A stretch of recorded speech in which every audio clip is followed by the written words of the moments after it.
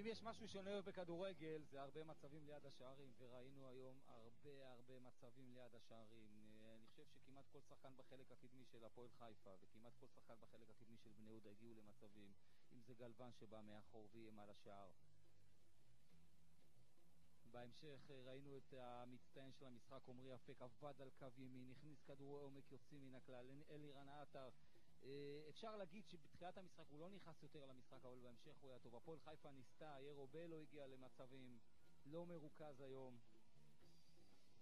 גם בני יהודה עשו את זה ועשו את זה הרבה. אלירן עטר במבצע אישי, ראינו פה כמה כישרון יש לו.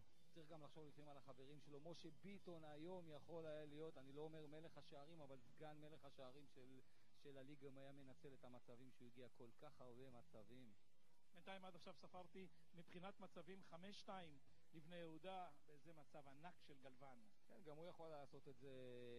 אלירן עטר לקראת אמצע המחצית השנייה חזר לעצמו, ראינו המון תנועה שלו. משה ביטון עוד הזדמנות, הפעם עם הראש.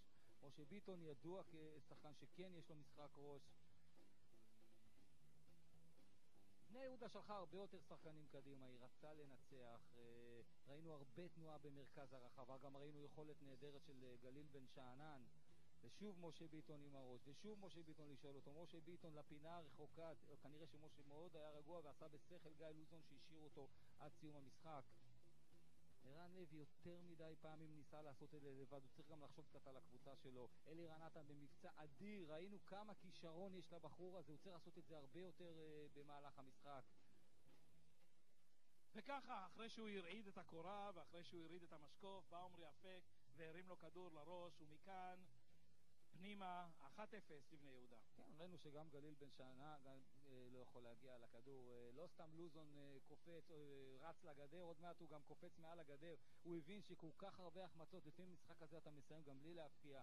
אבל כשיש לך כישרון כמו אלירן עטר, כמו משה ביטון שמגיעים למצבים.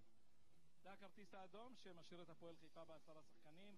גריזיץ' מבצע את העבירה ורואה את הכרטיס האדום של זטמה, ואז הגיע הכדור של אדרי לביטון.